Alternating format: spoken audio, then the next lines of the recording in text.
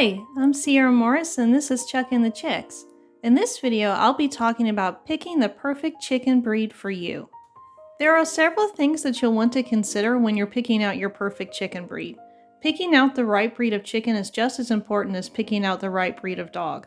If they're not a good match for your house, your lifestyle, or your environment, it's not going to be a good fit and it's probably going to create troubles down the line.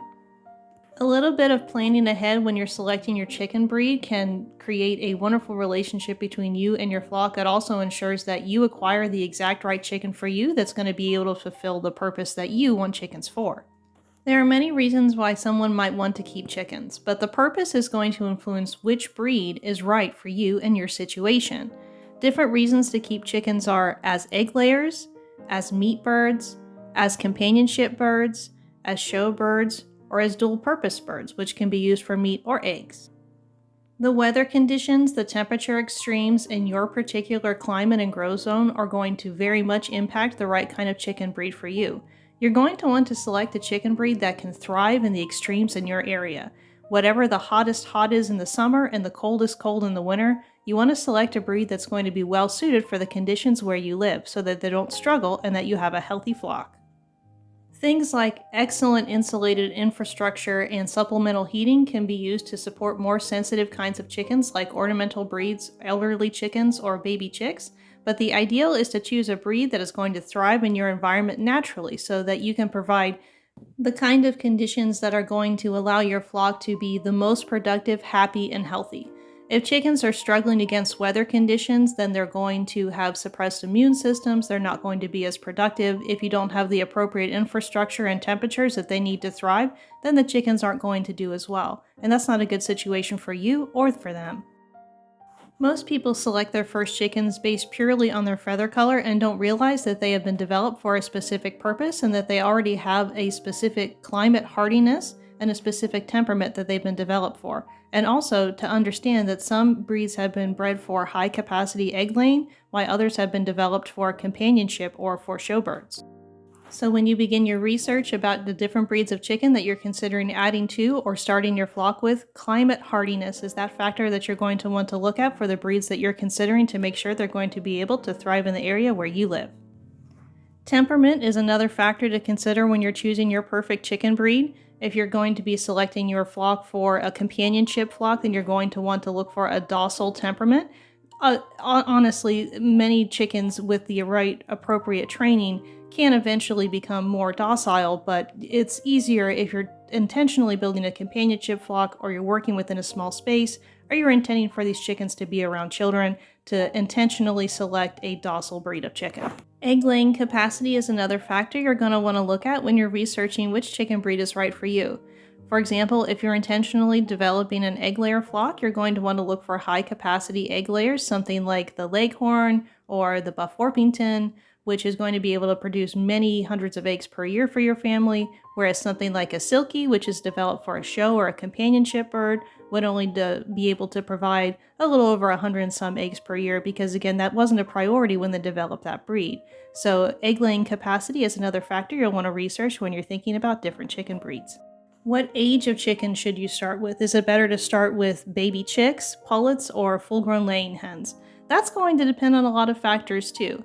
Firstly, no matter what kind of chicken you get, prior to bringing them home, it's important to have your infrastructure ready to go. Whether you're bringing home adult hens that are going to need to go directly into that infrastructure, or you're bringing home baby chicks, just in 8 to 10 weeks, they're going to be ready to go outside and they'll need to have some place to go. So prior to bringing any chickens home for any reason, make sure you have a safe place to keep them. The legal constraints of your particular living situation are something else you'll need to consider too. If you're living in a suburban environment or near city limits, or you're subject to something like an HOA, be sure that you know the legal requirements before you bring your first birds home. It's heartbreaking, expensive, and very sad for people to go through all the effort to prepare for and build their flocks just to find out they won't be able to keep them. I'm going to try and quickly go over the pros and cons of getting different ages of chickens and starting your flock that particular way. So the pros of baby chicks, cuteness factor, 100%. Little baby peeps, it's hard to just deny they are fantastic to work with and be around. The cons, I would consider the messiness of having to deal with their brooder and also just how fragile they are. Baby chicks are very sensitive, especially within the first few weeks of their life. So it takes some extra care and consideration to make sure that you have a good survival rate and that they thrive in your care. So they're a little bit more difficult to deal with, but again, the cuteness factor, normally people just get over it and figure it out. And it absolutely can be done with a little bit of forethought, but they are slightly more sensitive and it will be longer until they lay eggs for you, but cuteness factor usually trumps all that, and a lot of people start with baby chicks. If you're thinking about starting with baby chicks, check out my quick start guide to getting your first chicks. I'll go ahead and make sure that's included in the description of this episode below. Pullets. Now, why would you want to start with pullets? So a pullet is a female chicken, a hen that's less than a year old. They're fully feathered, and you know for sure that it is a hen.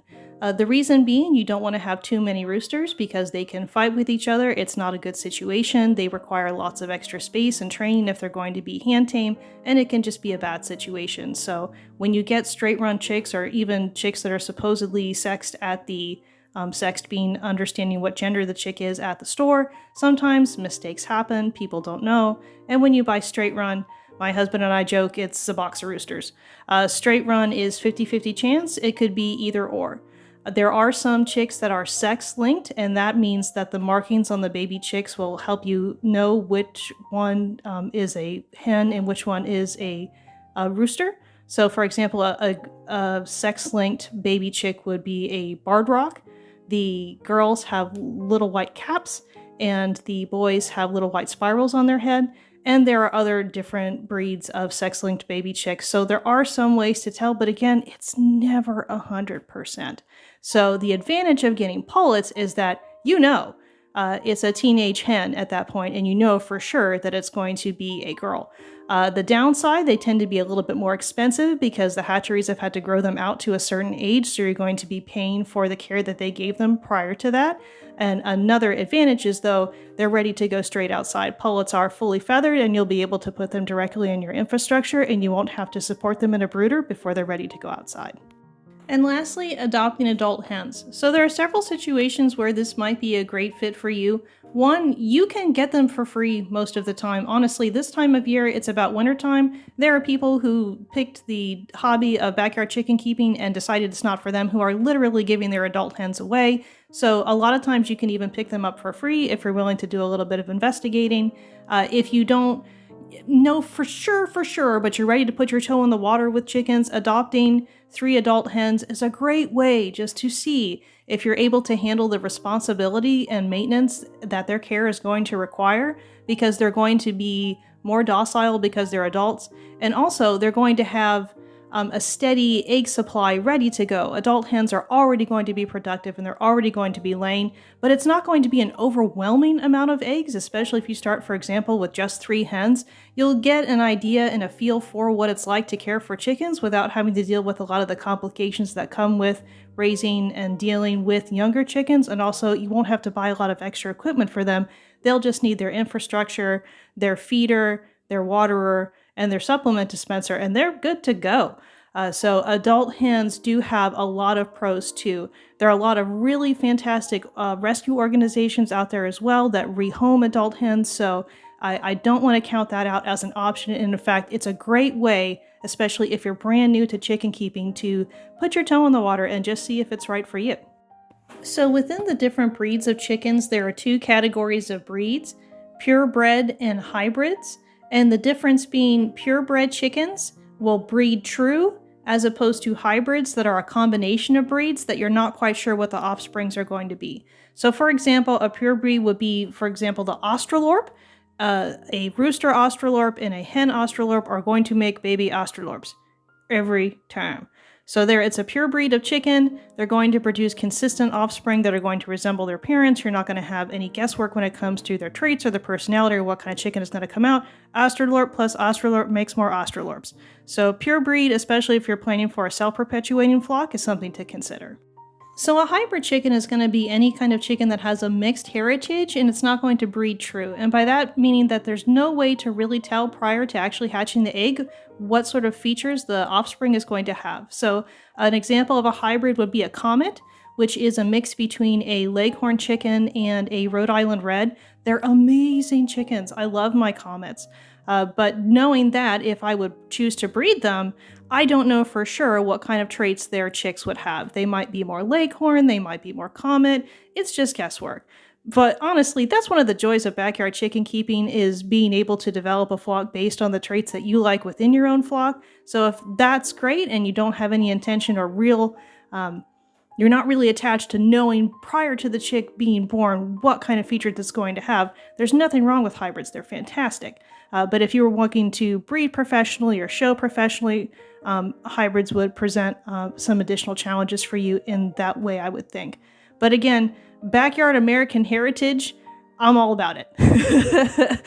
So just understand that the hybrid breeds, they are a combination of breeds, and so when they make baby chicks, there's no way telling for sure what features they're going to have when they grow up, but they'll still be awesome chickens.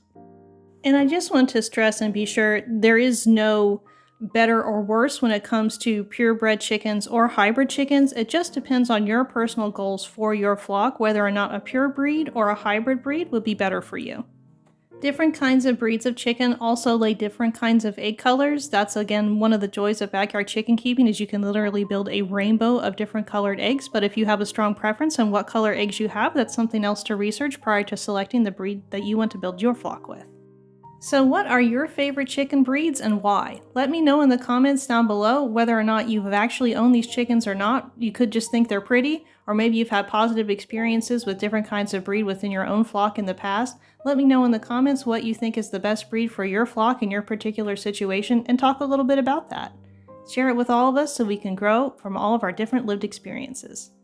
If you haven't already, be sure to like, share, and subscribe. I make new videos every week about backyard chickens and homesteading to make this information more accessible to everyone.